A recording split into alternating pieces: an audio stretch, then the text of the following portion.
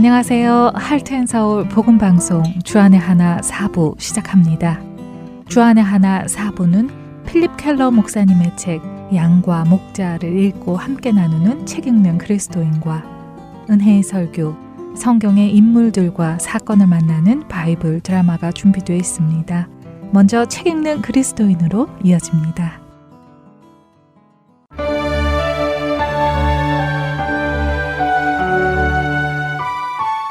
여러분 안녕하세요.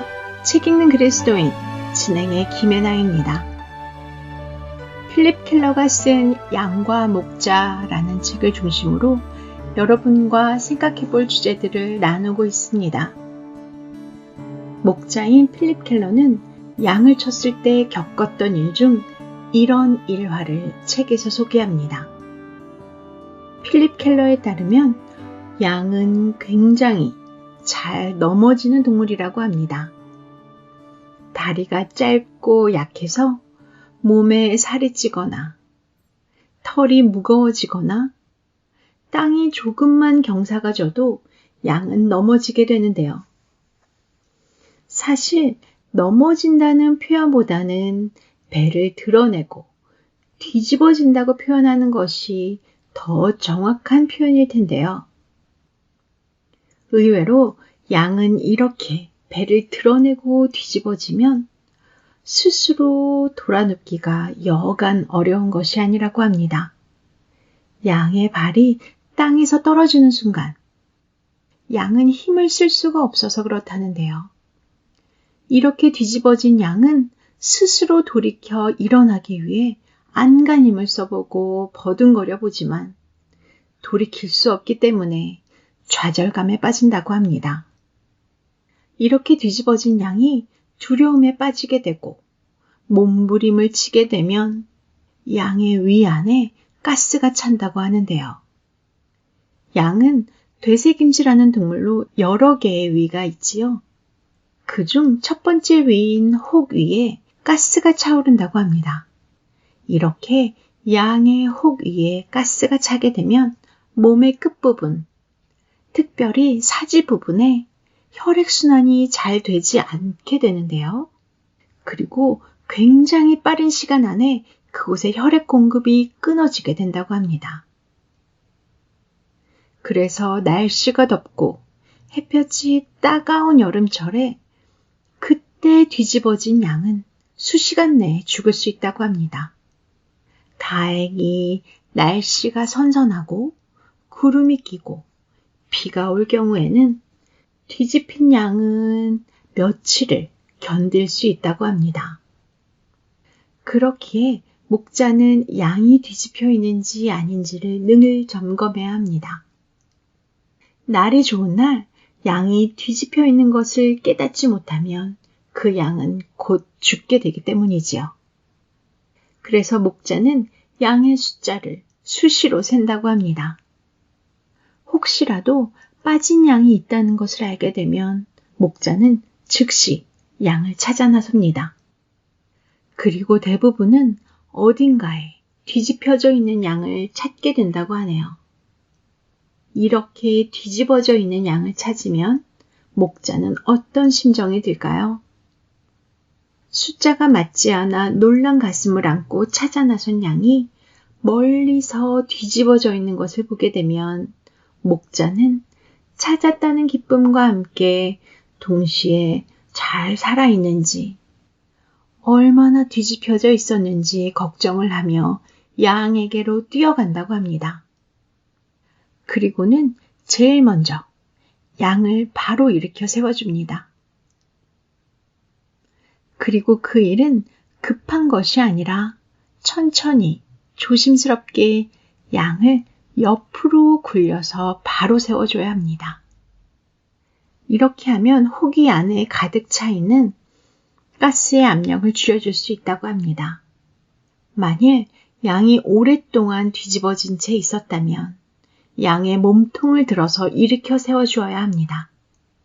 그렇게 양을 일으킨 후에는 마사지를 해주며 혈액순환이 되도록 해주어야 한다고 하는데요. 이 일은 상당한 시간을 요합니다. 충분한 마사지를 해주지 않으면 양은 그 이후에도 자주 넘어지고 비틀거리다가 이내에 주저앉게 된다고 합니다. 그래서 목자는 양을 안아 회복시켜줍니다.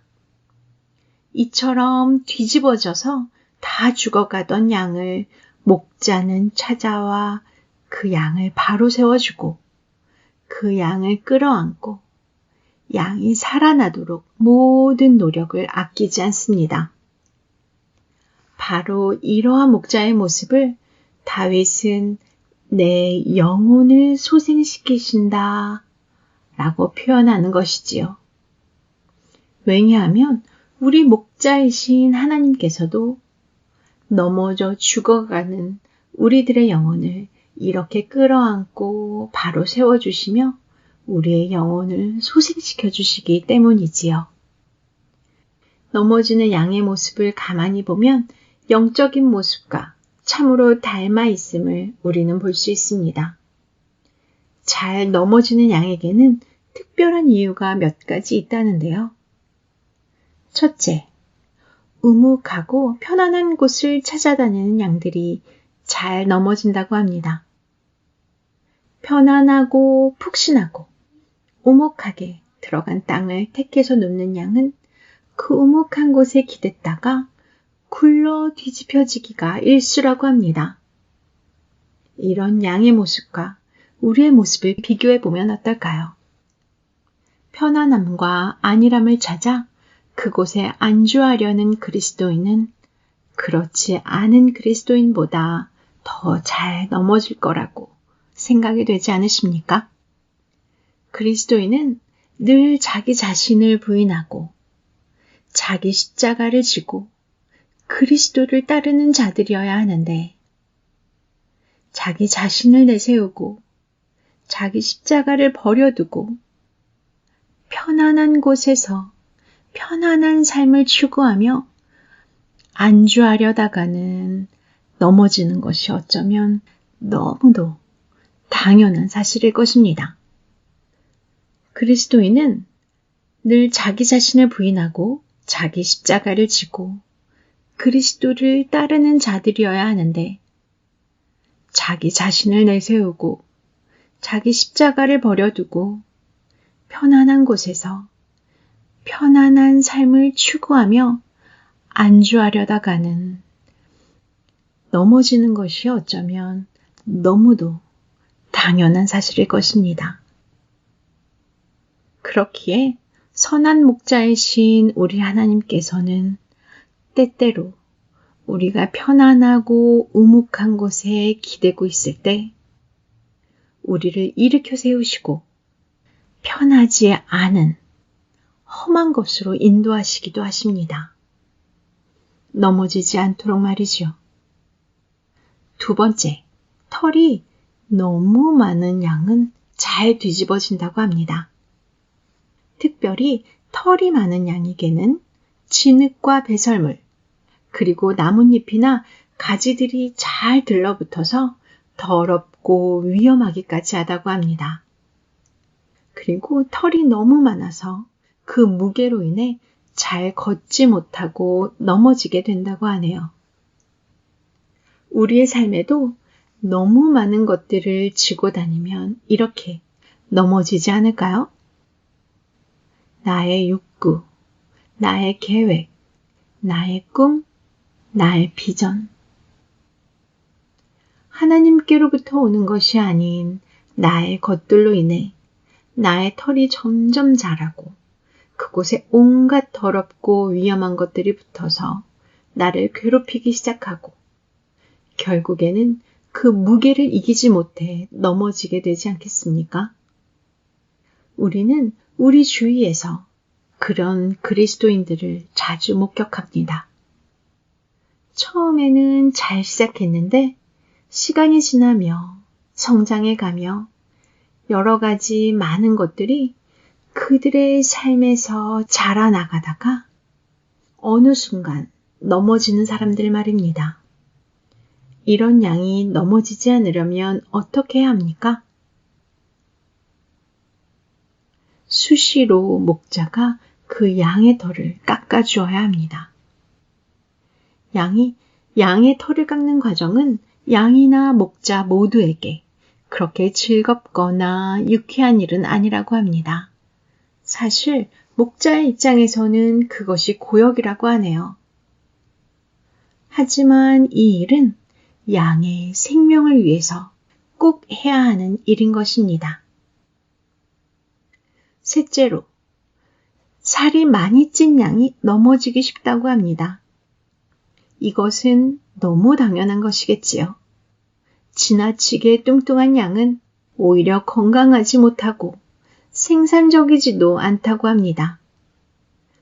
그래서 살이 너무 찌는 양은 목자가 더 멀리 험한 곳으로 보낸다고 합니다.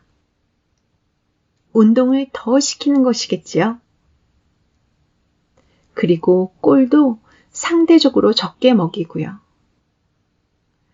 그리고 끊임없이 그 양을 관찰하며 이 뚱뚱해서 무기력한 양을 튼튼하고 강한 양으로 만들어 간다고 합니다. 우리 인간 역시 마찬가지죠. 필요한 모든 것이 넉넉히 채워지다 못해 넘치게 되면 사역에 대한 무기력감이 옵니다. 잘 먹고 잘 살고 있는데 왜 굳이 어렵고 힘든 사역을 찾아 나서야 하는가? 그런 의문이 들게 됩니다.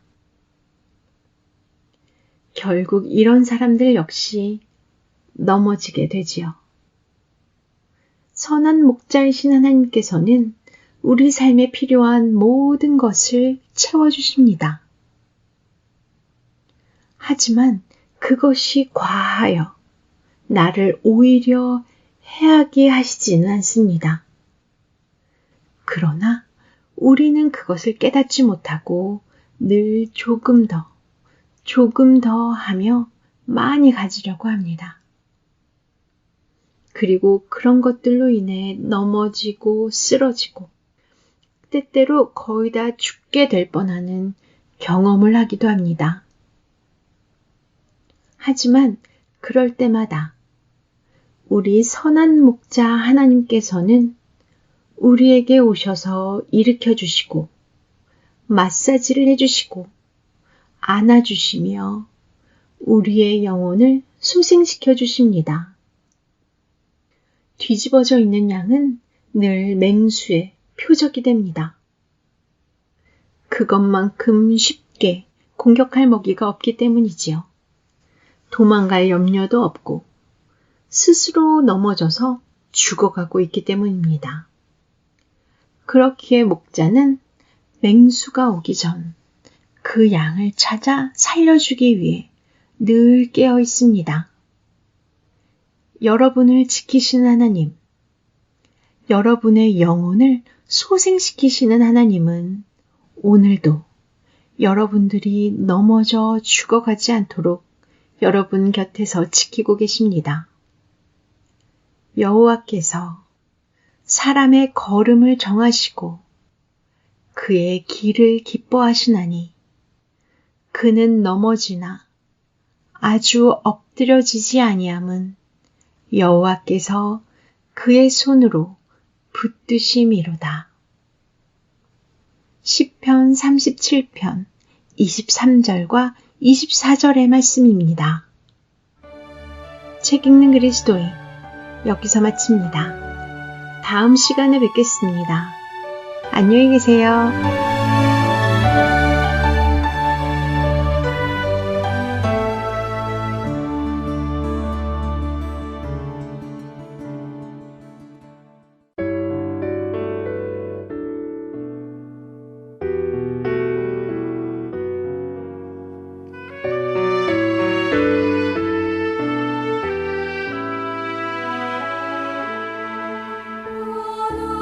놀라운 구세주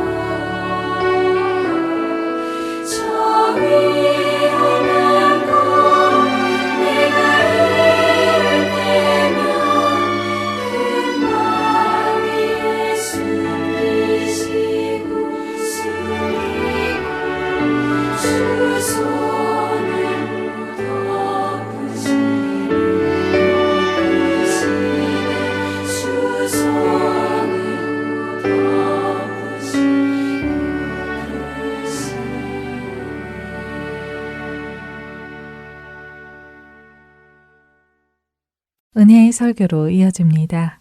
오늘은 아틀란타 한비전교회 이요셉 목사님께서 사도행전 4장 1절에서 12절을 본문으로 증인의 태도라는 제목의 말씀 전해 주십니다. 은혜의 시간 되시길 바랍니다. 인생을 살면서 어떤 목적과 뜻과 분명하게 사는 것 얼마나 중요한 일인지 모릅니다. 근데 우리 크리스천은, 기독교인은 하나님께서 사는 동안에 주신 분명한 사명이 있다. 사명을 받은 크리스천 역시 사명을 따라 살면서 의미 있는 인생을 산다 하는 것을 우리 분명히 알 수 있습니다. 우리 예수님께서 제자들을 모아놓으시고 사도행전 시작하자마자 하신 말씀이 그거였습니다. 너희가 여기서 기다리면 성령이 오시고 성령이 너에게 임하면 이것이 되리라. 그건 뭐냐 하면 내 증인이 되리라. 그래서 너희가 가는 곳마다 내 증인이 되어서 가는 곳마다 복음을 전하고 제자를 삼아라. 그 말씀하신 거죠. 근데 그 조건이 뭐냐면 성령이 임하시면이에요. 근데 실제로 성령이 임하시고 일어난 일이 무엇이냐면 사도행전 2장 이후부터는 우리가 말씀을 주일날 나눠왔습니다마는 사도들과 모든 사람들이, 믿는 사람들이 변화된 것입니다. 어떻게 변화됐냐 하면은 두려워서 방에 갇혀있던 사람들이 뛰어나와서 예수 그리스도의 복음을 담대하게 전하기 시작한 거예요. 사도행전 3장에 나오는 사도 베드로와 요한이 기도 때에 성전에 기도하러 가는데 태어나면서부터 장애인이 된, 안진뱅이가 된 한 사람을 보았는데 그에게 명령하면서 예수 그리스도의 이름으로 일어나 걸으라고 잡아당기니까 그의 모든 병이 낫는 기적이 일어났다. 그러니까 이 기적이 일어났을 때 제일 좋아하는 사람은 물론 병 나은 사람이죠. 너무 좋아서 걷고 뛰고 하다가 그가 한 일이 뭐냐면 사도를 덥석 붙잡은 겁니다. 감사하니까 붙잡을 수밖에 없는 거죠. 그런 말미암아 사람들이 모이게 되고 사도 베드로를 곧바로 복음을 전합니다. 누가 이 일을 하셨느냐, 왜 이 일을 하셨느냐, 어떻게 이 일이 일어났냐는 것을 설명하면서 바로 예수 그리스도의 이름의 능력으로 이가 일어났다면서 예수 그리스도는 여러분이 죽였지만 하나님께서 살리시고 부활시켜서 보좌에 앉으시고 약속한 성령을 보내주신 그분이시라 설명하면서 너희도 예수 그리스도를 믿고 회개하고 침례를 받으라. 그러면 성령을 받을 것이다. 설명하면서 사람들에게 설교하는 내용을 우리 지난주까지 나눴습니다. 오늘 그런데 그렇게 사람들과 나누는 과정에서 오늘 본문 말씀은 4장 1절로 12절인데요. 그렇게 복음을 전한 과정에서 사람들이 믿은 것이 5천 명은 되었다 이렇게 얘기합니다. 대단히 큰 사건입니다. 그러니까 성전 안에와 그 예루살렘이 들썩들썩할 정도니까 누가 나왔냐면 제사장과 관리자들이 나왔다. 3절에 보면 오늘 4장 3절에 그들을 잡으면 날이 이미 저물었으므로 이튿날까지 가뒀다 얘기합니다.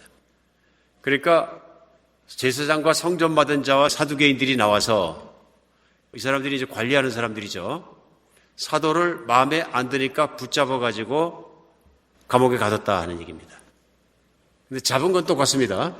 병을 고침받았던 환자는 쫓아와서 사도 베드로와 요한을 끌어안고 잡았겠죠. 나의 희망으로 딱 잡은 거죠. 근데 반대로 사도를 또 붙잡은 사람들이 있어요. 누구냐 하면은 바로 성전을 맡은 제사장과 관리인들이 와서 사도를 또 붙잡았습니다. 붙잡긴 붙잡은 게 똑같습니다. 사도를 붙잡은 게 똑같은데 목적과 의도가 다르다는 것입니다. 그죠? 오늘 복음을 전하는 사도들을 붙잡은 이 사람들이 붙잡은 가장 큰 이유는 2절에도 나옵니다만 예수 안에 죽은 자의 부활이 있다고 백성을 가르치고 전함을 싫어했다 그럽니다. 병 나은 사람은 기쁘고 좋아해서 붙잡은 거고요. 오늘 제사장과 사두개인들은 싫어해서 붙잡았습니다. 싫어해서 붙잡아가지고 감옥에 넣은 거죠. 상황이 이렇게 전개됩니다. 오늘 우리가 분명히 알 수 있는 것이 있습니다. 여기서 사도들은 성령을 받고 복음 전하는 것을 당연히 해야 될 일을 여겼습니다. 근데 어쩌면 붙잡혀 갈 걸 몰랐을까요? 알았다는 얘기입니다. 왜냐하면 예수님을 불과 얼마 전에 붙잡아서 신문하고 몰아서 십자가에 죽였던 사람들이 붙잡을 것이라는 것을 알 수 있고 예상할 수 있는 일이었다. 그럼에도 불구하고 정말로 성전 내와 모든 예루살렘이 들썩들썩할 정도로 그런 사건이 일어날 때에 두려움 없이 복음을 전했다 하는 것입니다. 이게 증인인 거죠.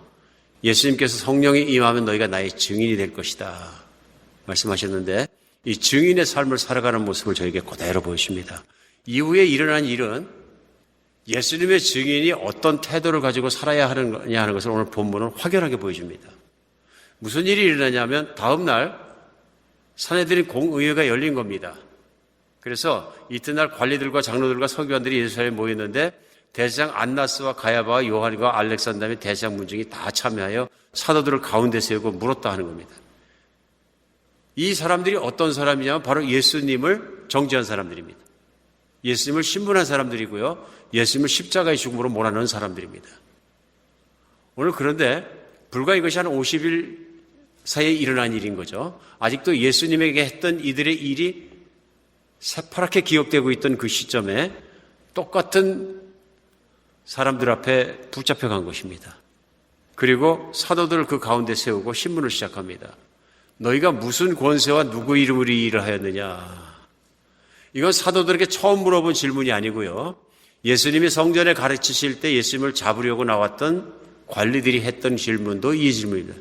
내가 무슨 권세로 이렇게 하였느냐 물어봅니다.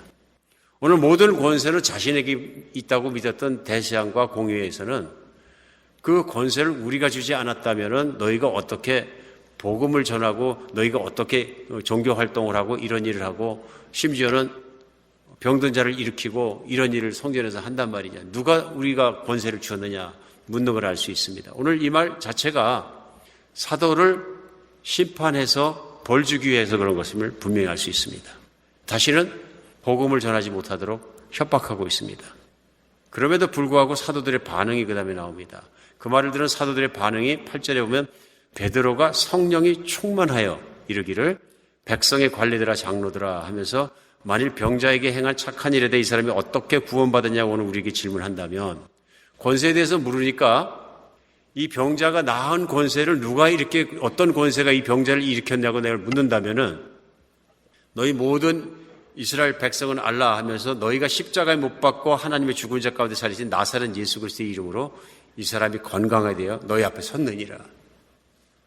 선포합니다.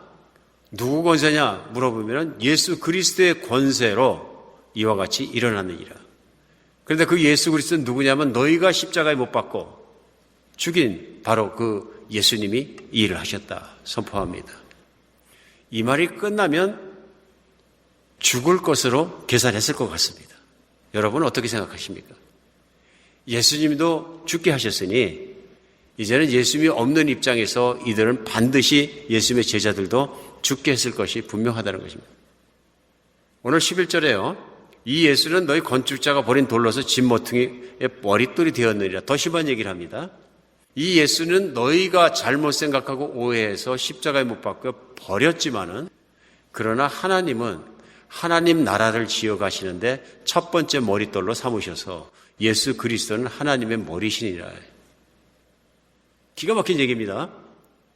예수님이 정말 이 땅에 오셔서 이 땅에 오신 메시아이신 것을 증거하시면서 내가 왕이라고 선포하는 그것 때문에 예수님을 죽였던 사내들인 공회원 앞에서 오늘 예수님에 대해서 정확하게 얘기하고 있습니다. 마지막 말씀이에요. 다른 이로서는 구원받을 수 없나니 천하 사람 중에서 구원을 받을 만한 다른 이름을 우리에게 주신 일이 없습니다. 그러므로 예수님은 이기시고 부활하시고 승천하셔서 성령 보내시고 이 앉은 사람이 일어날 만큼 권세로 일으키신 그 권세가 볼 때 예수님의 이름 외에는 구원받을 자가 없다. 최종적으로 선포하고 있습니다. 간결하지만 내가 무슨 권세를 이렇게 하였느냐 얼마나 멋진 대답입니까? 얼마나 강력하고 권위 있는 대답입니까? 얼마나 예수님이 답변하시는 거나 예수님이 하실 때 모습과 닮았습니까? 오늘 제자들이 하는 모습을 볼 수 있어요. 증인이 무엇인가? 예수님이 말씀하신 성령이 임하면 너희가 증인이 되라 그러시는데 증인이 무엇인가 우리 생각해 볼 필요가 있어요. 그것이 무엇입니까? 예수님을 믿고 예수님을 알고 그 예수님을 프리젠트 나타내는 사람입니다. 그렇죠? 전하는 사람입니다. 오늘 이 증인이 어떤 태도로 오늘 이렇게 정했느냐는 본문에 나온 그 태도와 모양들은 여러분과 제가 그리스도인이 이 땅에서 살아가는데 정말 생각을 해야 되는 모범이 됩니다. 본이 됩니다. 어떤 면에서 그러냐면은 우선 증인으로 살아간다는 거예요. 우리가 예수님을 믿으면은 모든 사람은 예수 그리스도의 증인으로 부르심을 받았다는 것입니다. 예수님께서 제자들만 들으라고 제자들에게만 이 말씀을 하신 것이 아니라 제자들에게 하신 말씀은 다 제자들을 통해 전파되어서 후세까지라도 모든 믿는 사람들에게 전파되고 모든 믿는 사람들이 적용해야 되는 모든 믿는 사람들에게 주신 말씀인 거죠. 예수님께서 다른 말씀 안 하시고 승천하시기 전에 마태복음 맨 마지막 장 28장에도 그러므로 너희는 가서 모든 족속으로 제자를 삼아 아버지와 아들과 성령의 이름으로 침례를 베풀고 내가 너에게 분부한 모든 것을 가르쳐 지켜 행하게 하라. 모든 족속으로 제자를 삼아라. 제자들 12명이만 할 수 있는 일은 아닙니다. 그렇죠? 그리고 세대를 거쳐서 해야 되는 일입니다. 그러면 예수님께서 주신 모든 족속으로 제자를 삼으라는 이 말씀은 모든 그리스도인에게 주시는 사명입니다. 해야 될 일입니다. 왜 이런 일을 주셨을까요? 제자를 삼으란 말은 예수 그리스도의 복음을 전해서 믿는 사람이 서게 하고 믿는 사람을 그리스도의 말씀으로 양육하고 일으켜서 하나님 나라를 세우라는 얘기입니다. 왜 이렇게 하셨을까요? 이게 예수 그리스도께서 원하시는 꿈이고 희망이고 비전이고 하시는 일입니다. 하나님의 나라가 이 땅 가운데 이루어지는 것이에요. 오직 예수님의 하나님 나라가 이 땅 가운데 이루어지는 것을 위해서 이 땅에서 천국을 선포하시고 십자가에 못 박혀 죽으시고 부활하신 거죠. 그리고 약속대로 성령을 보내주셨는데 성령이 이 땅 가운데서 와서 하시는 일이 똑같은 일인 것이죠. 하나님의 나라를 일으키시고 복음이 전파되게 하시고 듣는 자로 하여금 믿는 자로 하여금 일어서게 하시는 그 일을 하시는 거죠. 그러므로 성령이 오셨다. 성령을 받았다. 예수 그리스도를 믿는다. 동일하게 무슨 뜻이냐면 예수 그리스도의 증인의 모습으로 살아가게 된 것이다. 하는 사명이 있는 것을 우리는 알 수 있습니다. 이런 면에서 봤을 때 그리스도인이 세상을 살면서 바르게 사는 바른 태도를 어떻게 살아야 되느냐 하는 것이 오늘 본문 가운데 나오는 것이 분명합니다. 오늘 사도 베드로와 요한의 태도를 보면서 배울 수 있는 첫 번째는요.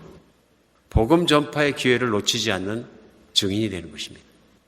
오늘 사도들은 밤새도록 감옥에 갇혀 있다가 그 다음날 보니까 공의 앞으로 끌려갔습니다. 떨리지 않을 수 없는 자리입니다. 과거에 보들보들 떨었던 자리입니다. 근데 오늘 모습에 보면 떨리는 모습이 없어요. 대신에 반대의 모습이 나타납니다. 그 모습이 뭐냐 하면 복음을 전하고 있습니다. 복음은 자신을 위한 것이 아니라 누굴 위해 전하는 것입니까? 바로 그들을 위해서요. 대제사장과 관리들과 그 나라의 리더들을 위해서 복음을 전하는 거예요. 무슨 얘기냐 하면 그 사람들은 굉장히 높은 것 같지만 높지가 않고 실제 어떤 권위로 주는 것이냐면 하늘에서 내려오는 복은 자신을 통해서 그들이 복이 필요한 사람이라는 것을 선포하고 있는 내용입니다. 떨리면 어떻게 합니까? 대단한 자리거든요. 사실은 한 나라를 쥐락펴락하고 결정하는 자리인데 거기에 불려나가서 자기가 피의자가 돼서 신문을 받을 때는 떨리잖아요. 그럼 피의자 입장에서 둘 중에 하나입니다. 하나는 무죄를 주장하는 것입니다. Not guilty. 나는 죄가 없다. 그러면 놔줘야 한다. 그러면 자기를 변호하는 것입니다. 왜냐하면 이 착한 사람이 병락한 게 무슨 죄냐? 그 얘기가 나왔어야 되는 거죠. 그러므로 나는 무죄다 하고서 강력하게 자기 변호를 하든지 Not guilty. 다른 건 뭡니까? I am guilty. 풀이 guilty 하는 겁니다. 나는 죄진 게 맞습니다. 여러분에게 허락을 구하지 않고 병을 낫게 했습니다. 그럼 나는 죄인이 맞으니까 나를 용서해 주시고 그 대신에 벌을 크게 내리지 말아 주십시오. 나를 풀어 주십시오. 나를 좀 살려 주십시오. 무릎 꿇고 앉아서 삭삭 비는 것입니다. 오늘 대사장과 관리들이 기대했던 것도 이 두 가지 중에 하나인 거죠. 맞습니까? 우리가 현실적으로 볼 때 이 두 가지 하나 태도가 맞습니다. 반대 태도가 나왔습니다. 기대하지 못했던 태도가 나왔습니다. 그것이 뭐냐면 오히려 설교하는 것입니다. 오히려 복음을 전하는 것입니다. 오늘 당당한 태도의 배경은 무엇일까요? 분명합니다. 대제사장과 그 관리들을 불쌍한 마음과 눈으로 본 것입니다. 이것이 예수님이 그들을 보는 시각이었던 거죠. 천국 가는 길을 잃어버리고 천국이 마치 자기 거에서 생각하고 있지만 도저히 천국 갈 수 없고 중죄인 중에 죄인이고 예수 그리스도를 십자가에 못 박았던 죄인들 앞에서 당신들이 죄인인 걸 일깨워주고 가르쳐줌으로 말미암아서 하나님의 축복 속으로 돌아오기를 기대했던 거죠. 다는 아니더라도 이 복음을 듣고 회개하고 믿는 사람이 생기면 예수님의 용서를 받고 돌아가기를 기대했던 사도들의 마음을 우리 느낄 수 있습니다. 시각의 차이가 있습니다. 예수님의 증인을 사는 사명자로 사는 사람은 세상 사람들을 볼 때 어떤 시각으로 보느냐 하는 것입니다. 특별히 믿지 않는 사람들을 볼 때 어떤 시각으로 보느냐. 오늘이라도 세상에 종말이 오고 예수 그리스도 재림하시면 심판받을 수밖에 없고 꺼지지 않는 불 속에서 죽지도 못하고 영원히 불타는 불의 고통을 받으며 소리 지르면서 존재할 수밖에 없는 불쌍한 영혼들을 보면서 그 불쌍한 마음으로 복음 전하는 거 아니겠습니까? 오늘 사도 베드로와 사도 요한은 사람이 잃어버린 영혼이 된다는 것이 어떤 슬픈 일인가를 바라보면서 자신 있게 복음을 선포하는 것을 알 수 있습니다. 자신에게 상황이 얼마나 불편한 상황입니까? 오늘 이 사도 베드로와 요한만 그런 것이 아니라 사도행전을 다 보다 보면 등장하는 1세기 그리스도인들이 다 똑같습니다. 스데반은 자기를 대적해서 돌려치려 하는 사람들에게 계속 복음 전합니다. 사도 바울은 예루살렘 성전에 들어왔다가 이스라엘 사람들이 자기를 잡아가지고 돌로 철로 죽이려고 하니까 로마군이 와서 자기를 사지를 들고 떠매서 꺼내갈 때도 로마군 천부장에게 부탁합니다. 이들에게 내가 말할 수 있느냐? 천부장이 말해라. 그리고 군대가 진을 쳐주자. 그 많이 모인 사람들에게 복음 전합니다. 같은 태도입니다. 이 상황을 하나님께서 자신에게 복음을 전하게 주신 상황으로 받아들이고 있습니다. 분명히 자기를 대적하는 상황인데요. 본인이 볼 때는 복음 전할 기회로 보고 있는 것입니다. 오늘 이것 속에서 우리가 알 수 있는 것이 있습니다. 왜냐하면 예수님께서 이걸 예상하셨다는 겁니다. 그리고 마가복음 13장 11절에 보면은 사람들이 너희를 끌어다가 넘겨줄 때 무슨 말을 할까 미리 염려하지 말고 무엇이든지 그때 너희에게 주시는 그 말을 하라. 말하는 일은 너희가 아니요 성령이시니라. 성령 받으면 일어난 일이 뭐냐면 어떤 상황 속에서도 복음 전파를 할 것인데 복음 전파를 하다가 끌어다가 넘겨주고 잡혀가는 일이 있더라도 걱정하지 마라. 무슨 말을 할까 고민하지 마라. 그때 내가 성령과 함께 있으므로 성령님께서 말씀을 주시고 그 말씀을 전할 것이다. 저는 오늘 본문이 특별히 사도행전 4장이 성령이 임하시면 일어난 사건을 저희 앞에 그대로 보여주신 거라고 믿습니다. 사도 베드로 무식한 사람 아닙니까? 그런데 기가 막힌 설교를 합니다. 뭐 더하고 뺄 수 없는 설교를 합니다. 기가 막히게 복음 전합니다. 성령이 안 주시면 안 되는 거죠. 이게 증인의 능력입니다. 증인 그 자체가 살아가고 사람들 앞에서 복음을 전파하고 증거한다는 자체가 성령 충만 없으면 안 되는 거거든요. 그러니까 오늘 본문도 얘기하잖아요. 사도 베드로가 그들 앞에 서가지고 그걸 가운데 서서 성령 충만하여 이르되 하면서 얘기하잖아요. 성령이 하십니다. 우리가 중요한 건 뭐냐면 복음 전할 준비가 항상 되어 있는 사람이 되는 거죠. 어떤 상황 속에서도. 디모데후서 4장 2절에서 사도 바울은 이렇게 얘기합니다. 너는 말씀을 전파하라. 때를 얻든지 못 얻든지 항상 힘쓰라. 힘써야 되는데 복음 전파는요. 때를 얻든지 못 얻든지. 그러니까 영어 성경 NIV에서는 in season, out of season. 내가 딸을 만나든지 못 만나든지. 무슨 뜻입니까? 우리 사람 눈으로 볼 때는 복음을 향해 닫혀 있는 것 같아요. 그렇게 보이든지 막 복음을 전하고 막 그 복음이 듣고 싶어서 갈급해 있는 그런 자리에 가서 전하든지 어떤 자리든지 어떤 상황을 만나더라도 그 상황에 복음을 전파하라. 우리 육안으로 보고 육신의 눈으로 판단하는 이건 복음을 전하는 기회고 이건 아니고 이렇게 하면은 대개는 복음 전할 수 없는 기회가 훨씬 더 많죠. 왜냐하면 믿지 않는 사람들이나 세상은 복음을 거부합니다. 기본적인 시작이 뭐냐면 노입니다.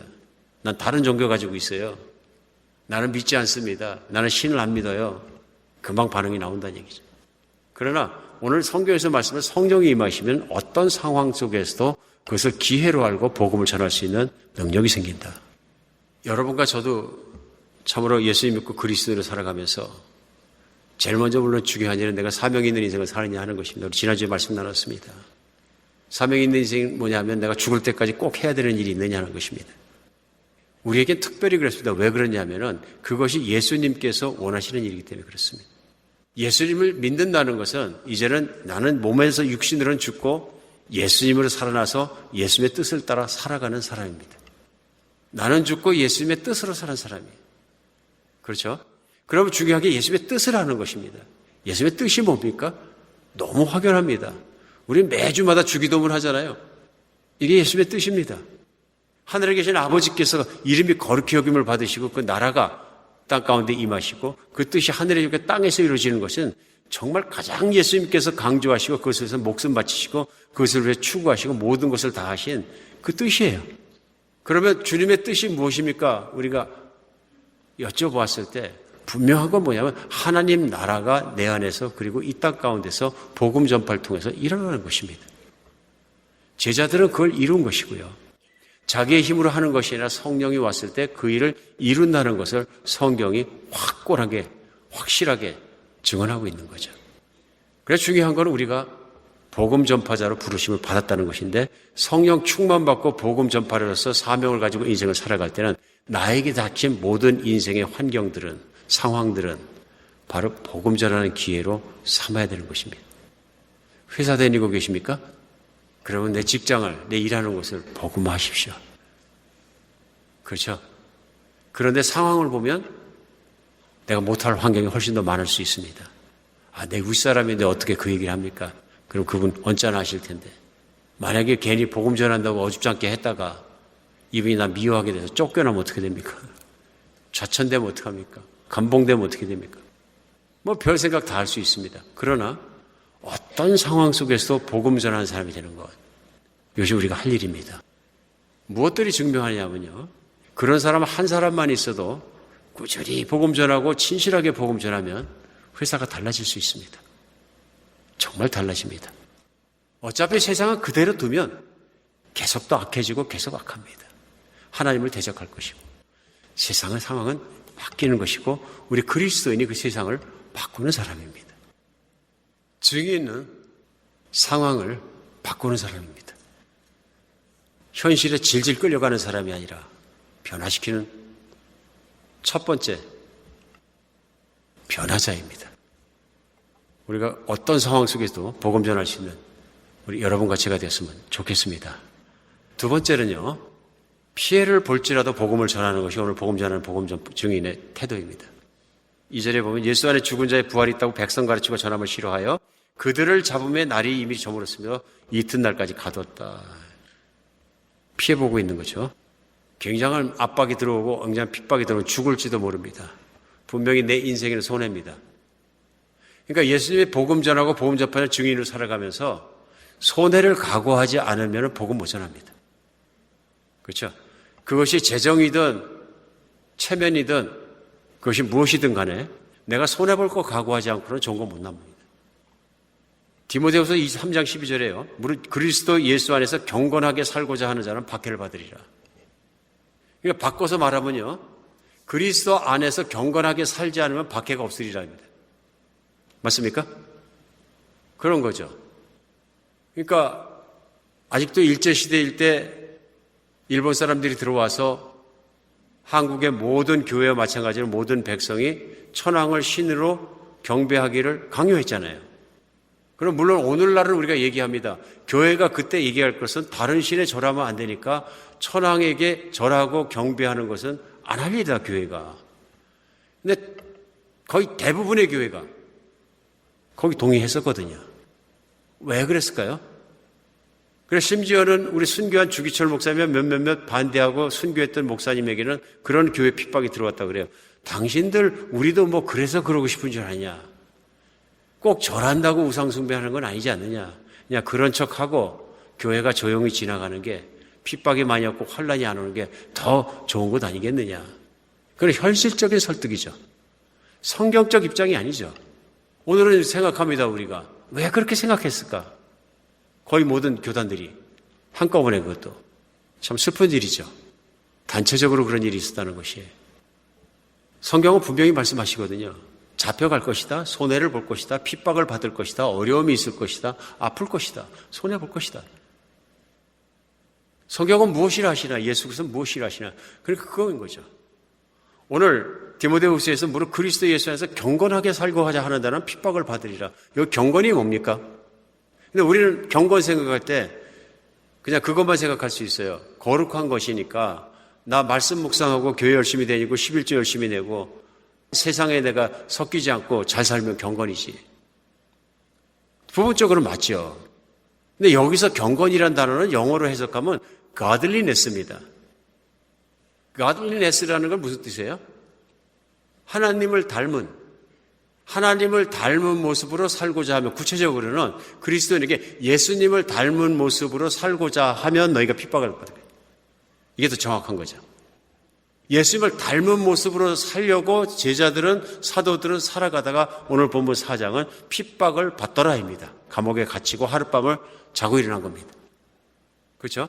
그러니까 예수님이 하신 일을 나도 하고 예수님이 가르치신 일을 나도 하고 살아가면 세상이 그것을 싫어하기 때문에 핍박을 받는 거예요. 세상은 가만히 있으면 핍박하지 않습니다. 그런데 복음을 전하면 세상이 싫어해요. 오늘 본문 내용의 배경도 그거잖아요. 복음을 전하는 걸 너무너무 싫어해요. 예수 그리스도의 부활의 도를 전하는 걸 싫어한다 그러잖아요. 그러니까 예수님을 닮았다, 경건하게 산다, 거룩하다는 뜻은 예수님처럼 천국에 대해 목숨 걸고 천국을 전하시고 천국을 세워가는 복음을 전파하고 가르치고 세워가게 되면 핍박받는다. 요한복음 15장 20절에 예수님께서 하신 말씀이에요. 내가 너희에게 종이 주인보다 더 크지 못하다 한 말 기억하라. 사람들이 나를 박해하시는데 너희도 박해할 것이다. 그러나 내 말을 지켰은즉 너희 말도 지킬 것이다. 이 말씀은 예수님을 박해했지만 결국은 예수님을 따르는 사람들이 생기는 것처럼 현실 속에서는 복음을 전할 때 전파자를 박해하지만 전파자의 말을 따르고 믿는 사람도 생긴다는 것입니다. 믿으십니까?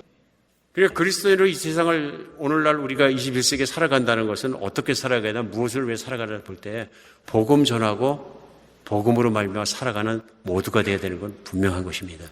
목사나 선교사만의 사명이 아니라 이건 예수 믿는 모든 사람의 사명입니다. 우리 예수님이 달란트 비유를 전하시고 또 특별히 마태복음 24장에 깨어있으라 말씀하고 25장 가면은 3개나 비유를 똑같이 전하세요. 등원된 열처녀, 달란트 비유, 양과 염소의 비유. 이 모두 섬기는 것에 관한 것입니다. 무엇을 섬기느냐? 복음을 전하고 복음을 섬기는 것이 가장 큰 성경입니다. 하나님 나라가 일어난 것에 대해서 예수님 말씀하시는 거거든요. 확신 가지고 마지막으로 세 번째는요, 담대하게 전해야 합니다. 확신 가지고요. 오늘 사도 베드로와 요한이 공회원들 앞에서 전하면서 확신이 없었다면은 못 전합니다. 그렇죠? 그리고 믿음의 확신이 없이 전하면 전파가 안 됩니다. 전통하는 사람이 꼭 필요한 것이 그것입니다. 예수 그리스도에 대한 믿음의 확신, 내가 구원받은 것에 대한 확신, 내가 전하는 전파의 말씀을 통해 그도 그 예수님을 믿기만 하면 예수님의 약속대로 그도 구원되고 복 있는 사람이 될 것이라는 확신. 이 확신 없이는 전파되지 않습니다. 저는 성령님의 역사는 성령의 충만함에 따라서 복음에 확신 있는 사람을 통해서 전파된다고 믿습니다. 정말 그렇습니다. 누군가 어떤 목사님이 그런 얘기를, 목사님들 많이 모셨을 때 설교하시면서 그 말씀을 하셨어요. 제가 어떤 목사님 설교하는 걸 들었는데 그 목사님 설교하시면서 선포하시는 복음의 선포의 메시지가 본인도 좀 확신이 안 서는 것 같은 그런 말을 하시더라. 그러면 선포하시는 목사님이 확신이 없으면 듣는 누가 그걸 믿겠느냐. 그 말씀을 하시면서 목사님들을 챌린지했던 그런 말씀을 기억을 합니다. 복음은 자기가 확신하고 자기가 먹고 복음의 진리 가운데 굳게 서 있어야 성령의 충만한 가운데 선포되면 듣는 사람으로 하여금도 그 말씀의 확신 속에 들어갈 수 있는 거죠. 본인이 확신이 없는데 어떻게 확신 있게 전하겠습니까? 확신 있는 말을 듣지 못하는데 어떻게 확신 있게 믿겠습니까? 우리가 복음 전할 때 믿음에 대해서는 확실한 여러분과 제가 됐으면 좋겠습니다. 페니실린이 처음 나왔을 때 아무도 안 맞았어요. 왜 그럴까요? 균을 죽여서 넣는 거잖아요. 그러니까 균이로 만든 거잖아요. 그러니까 이거 몸에다 집어넣으면 주사를 집어넣으면 나 죽는다. 균에 감염된다 이렇게 생각하니까 아무도 안 맞아요. 심지어는 페니실린이 상처 썩고 그럴 때 정말로 막 화상풍으로 죽고 그럴 때는 엄청난 인류의 발명품이거든요. 근데 전쟁터에서 막 병사들이 죽어가는데도 안 맞더래. 총탄도 안 부사고 뛰었던 사람들이 페니실린 주사 나온다 그러면 버들버들 떨더래요. 근데 페니실린의 약효를 알고 죽을 사람이 살아나고 이런 걸 보면서 사람들이 줄을 서가지고 맞겠다고 그래요. 복음이 그런 거 아닙니까? 일단 듣고 안 믿어요 했는데 그거에 주저하지 않고 환경을 기회로 생각하고 선포하십시다. 그렇죠? 내 손해보는 거 각오하고 선포하십시다. 마지막까지 그럼에도 불구하고 확신을 가지고 내가 선포하면 달라지는 거죠. 좋은 거니까. 내가 확신이 없으면 어떻게 전하겠어요? 나 예수 믿으니까 너무 좋습니다. 우리 안에는 다 간증이 있잖아요. 나 같은 죄인 구하신 간증이 있어요. 그거 없으면 못하는 거죠. 우리 예수님을 전할 때 모든 기회와 모든 상황 속에서 내가 손해를 볼지라도 확신을 가지고 전할 수 있는 여러분과 제가 되었으면 좋겠습니다.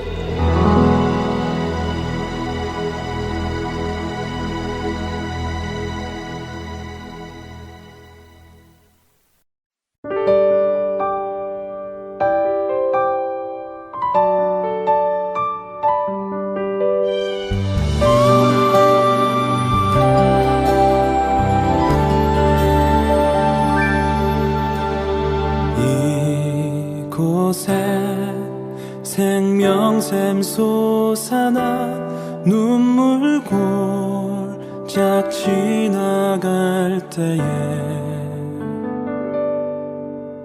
머잖아 열매 맺히고 웃음소리 넘치고 넘쳐나리라.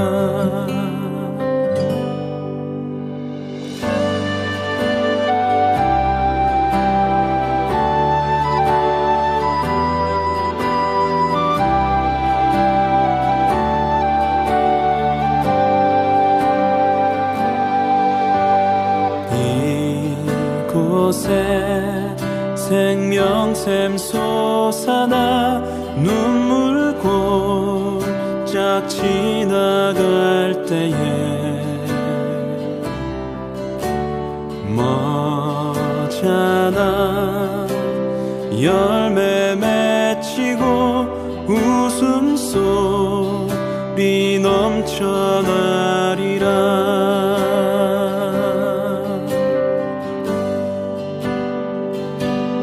꽃들도 구름도 바람도 넓은 바다도 찬양하라 찬양하라 예수를. 하늘을 울리며 노래해 나의 영혼아. 은혜의 주 은혜의 주 은혜의 주.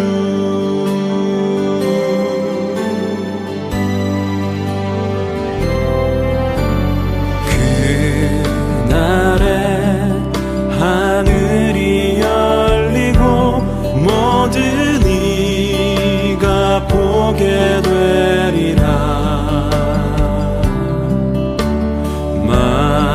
마침내 꽃들이 피고 영광의 주가 오시리라.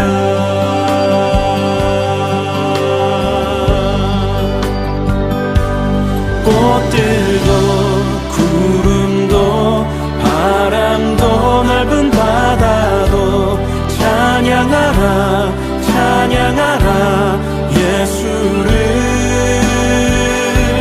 하늘을 울리며 노래해 나의 영혼아. 은혜의 주 은혜의 주 은혜의 주. 꽃들도 구름도 바람도 넓은 바다도 찬양하라 찬양하라 예수를.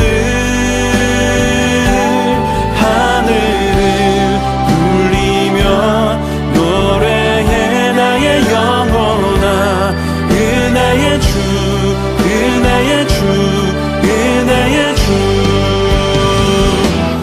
꽃들도 구름도 바람도 넓은 바다도 찬양하라 찬양하라 예수를. 하늘을 울리며 노래해 나의 영혼아.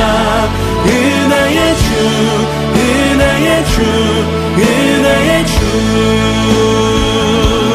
꽃들도 구름도 바람도 넓은 바다도 찬양하라 찬양하라 예수를. 하늘을 울리며 노래해 나의 영혼아. 은혜의 주 은혜의 주 은혜의 주. 꽃들도 구름도 바람도 넓은 바다도 찬양하라 찬양하라 예수를. 하늘을 울리며 노래해 나의 영혼아. 은혜의 주 은혜의 주 은혜의 주. 은혜의 주 은혜의 주 은혜의 주. 은혜의 주 은혜의 주 예수.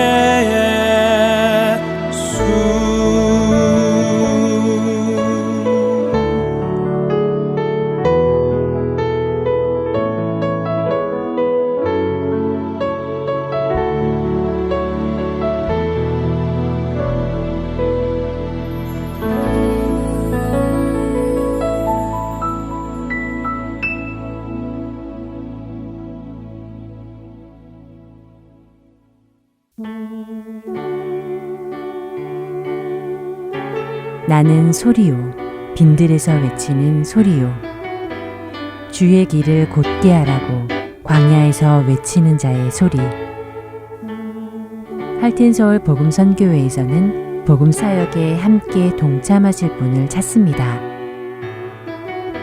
봉사로, 기도로, 후원으로 예수님을 전하고 생명을 구하는 일에 동참하실 분들은 전화번호 602-866-8999로 연락 주시기 바랍니다. 나는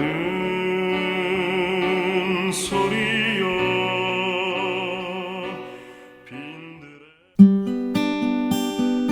기쁜 소식 사랑으로 땅끝까지 전하는 아랜소.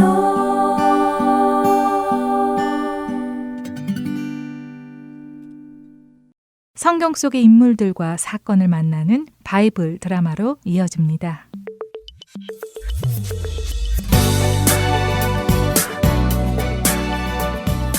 애청자 여러분 안녕하세요. 바이블 드라마 사무엘 편 진행의 박윤규입니다. 블레셋이 공격을 해오려 하자 어떻게 해야 할지 몰라 불안해하던 사울 왕은 자신의 신하를 데리고 무당을 찾아갑니다. 처음 왕이 되었을 때에는 하나님의 말씀을 따라 이스라엘에서 이런 무당들을 모두 내쫓고 점을 치는 일을 금했던 사울이 하나님을 떠나자 이제 자신이 스스로 무당을 찾아간 것입니다. 무당을 만나 사무엘 선지자를 불러달라고 했던 사울. 그는 자신의 앞날이 너무도 답답해 죽은 사무엘 선지자에게라도 자신의 앞날에 대해 묻고 싶었던 것입니다. 바로 그때였습니다. 사무엘 선지자의 영이 나타났습니다. 무당이 불러서가 아니라 그녀가 부르기도 전에 사무엘 선지자의 영이 나타난 것이죠. 하나님께서 특별히 허락하신 것이었습니다. 무당은 사무엘의 영을 보고 깜짝 놀라 덜덜 떨었습니다. 그리고 사무엘 선지자의 영이 사울에게 직접 물었죠. 사울, 당신이 어찌하여 죽은 나를 찾아서 이렇게 번거롭게 하는 것입니까? 사무엘 선지자님, 제가 오죽 답답하면 그렇겠습니까? 지금 아주 큰일 났습니다. 블레셋 사람들이 전쟁을 하겠다고 몰려왔는데 하나님은 선지자도 안 보내주시고 어떻게 하라고 꿈에라도 말씀해주지 않으시니 제가 어떻게 해야 할지 답답해서 이렇게 무당이라도 찾아온 것 아닙니까? 도대체 제가 어떻게 해야 합니까? 그 블레셋과 싸워야 합니까? 말아야 합니까? 사울, 하나님께서 자네를 떠나셔서 이제 자네는 하나님의 대적이 되었는데 어찌 하나님의 사람인 나에게 대적인 당신의 삶을 물어보는 것이요? 내가 살아있을 때 말한 그대로요. 하나님께서는 사울 당신을 떠나셨고 그렇기에 이스라엘을 당신의 손에서 빼앗아 하나님의 마음에 합한 사람인 다윗에게 주실 것이요. 아니, 저에게 기름 부어 왕이 되게 하실 때는 언제고? 이제 와서 내 나라를 빼앗아 다윗 그놈에게 주신다는 말입니까? 그것은 당신이 하나님의 말씀에 순종하지 않았고 하나님께서 멸하라 하신 아말렉 사람도 멸하지 않았으며 그들의 소유물이 담이 나서 가졌기 때문이 아니요. 당신이 하나님의 말씀을 따르지 않으니 어찌 하나님께서 당신과 함께 하실 수 있겠소? 하나님께서 사울 당신과 당신이 다스리는 이스라엘을 내일 블레셋의 손에 넘겨주실 것이요. 당신과 당신의 아들들은 내일 나와 함께 있을 것이요.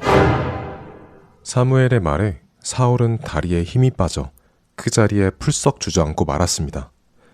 그 말을 전하고 사무엘의 영은 사라졌지요. 사울은 내일 죽을 것이라는 사무엘의 말에 아무런 말도 할 수 없었고 일어날 수도 없었습니다. 그런 그를 그의 신하들이 부축하여 돌아갔습니다. 그쯤 블레셋의 왕 아기스는 이스라엘을 공격하기 위해 아벡이라는 곳에 모였습니다. 아기스와 함께 이스라엘을 공격하기 위해 블레셋의 다른 지역 왕들도 자신들의 군대를 이끌고 몰려왔지요. 자, 이렇게 모두 군대를 이끌고 와주어서 고맙소. 이제 우리의 원수 저 이스라엘을 공격하여 완전히 초토화시킵시다.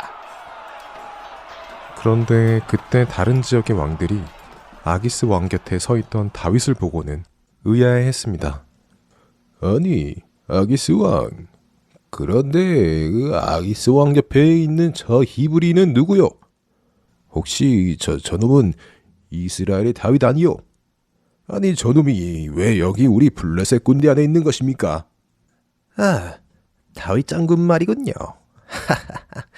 아직 모르고들 계셨군요. 저 다윗 장군이 저에게 망명을 하지 않았습니까? 이스라엘의 사울 왕과 사이가 좋지 않아서 그를 버리고 우리 블레셋에 와서 나의 보호를 받으며 잘 살고 있지요. 아주 나의 충실한 부하가 됐습니다. 아니, 아기스 왕, 무슨 소리를 하는 것이요? 어떻게 저 히브리 사람을 데리고 히브리 사람들과 전쟁을 하려는 것입니까?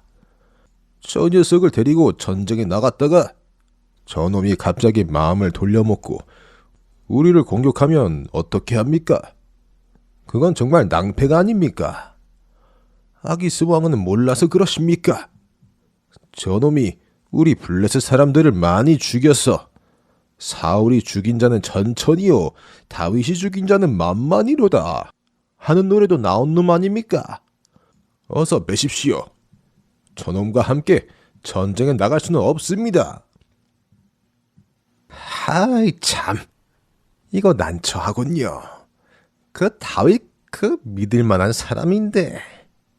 다른 방백들이 강하게 반대하자 아기스는 하는 수 없이 다윗을 이스라엘과의 전쟁에서 빼기로 합니다. 이보게, 다윗 장군. 뭐 미안하게 됐네. 내가 자네를 완전히 믿고 있는 것을 알고 있지. 나는 자네가 내 편이라고 확신히 믿고 있지만 저 블레셋의 다른 방백들은 자네를 잘 모르니 자네하고 같이 전쟁을 나가지 않겠다고 한사코 반대하는구만. 그러니 너무 개인적으로 기분 나빠하지 말고 이해해 주게나. 자네 군대를 데리고 시글락으로 돌아가서 쉬고 있게. 이번 전쟁은 우리끼리 가서 할 테니. 아기스 왕이시여, 정말 섭섭합니다.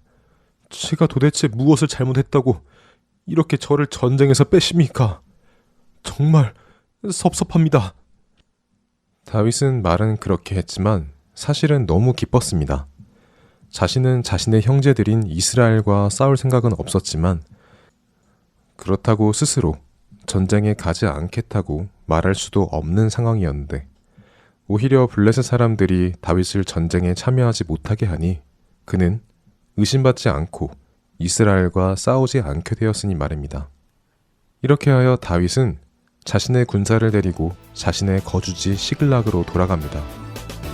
바이블 드라마 사무엘 편 다음 시간에 뵙겠습니다. 안녕히 계세요.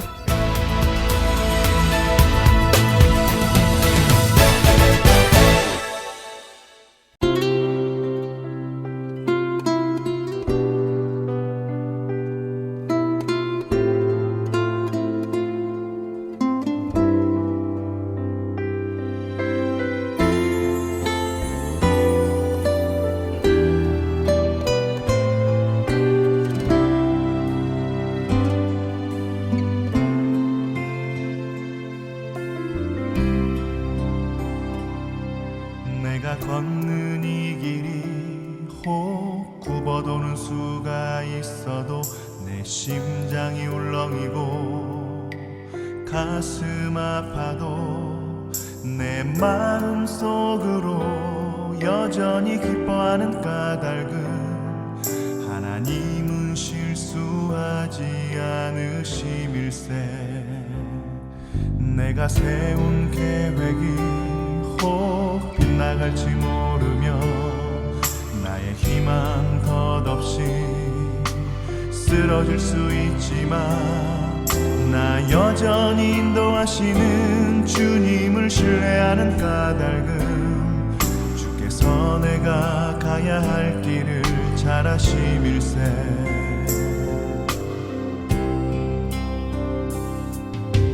어두운 밤 어둠이 깊어 날이 다시는 밝지 않을 것 같아 보여도 내 신앙 부여잡고 주님께 모든 것 맡기니 하나님을 내가 믿음일세. 지금은 내가 볼 수 없는 건 너무 많아서 너무 멀리 가물가물 어른거려도 분명히 오라 나 두려워 아니하리. 만사를 주님께 내어 맡기리. 차츰차츰 안개는 거치고 하나님 지으신 빛이 뚜렷이 보이리라.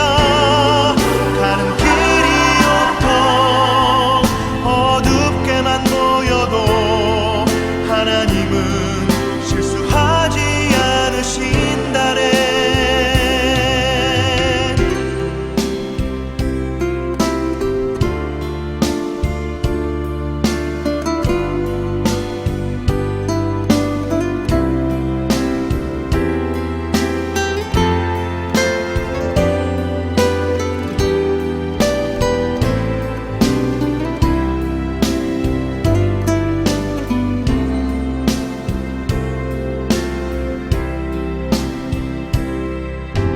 어두운 밤 어둠이 깊어 날이 다시는 밝지 않을 것 같아 보여도 내 신앙 부여잡고 주님께 모든 것 맡기니 하나님을 내가 믿음일세. 지금은 내가 볼 수 없는 건 너무 많아서 너무 멀리 가물가물 어른거려도 분명히 오라 나 두려워 아니하리. 만사를 주님께 내어 맡기리. 차츰차츰 안개는 거치고 하나님 지으신 빛이 뚜렷이 보이리라. 가는 길이 온통 어둡게만 보여도 하나님은 실수하지 않으신다네. 가는 길이 온통 어둡게만 보여도 하나님은 실수하지 않으신다네. 하나님은 실수하지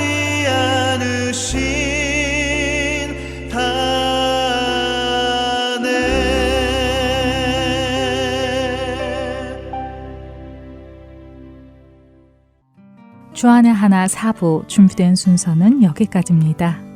은혜와 진리 위에 견고히 서서 그리스도의 빛과 향기를 전하는 매일 매 순간이 되시기를 소망하며 오늘은 여기서 마치겠습니다. 다음 시간까지 안녕히 계세요. 고맙습니다.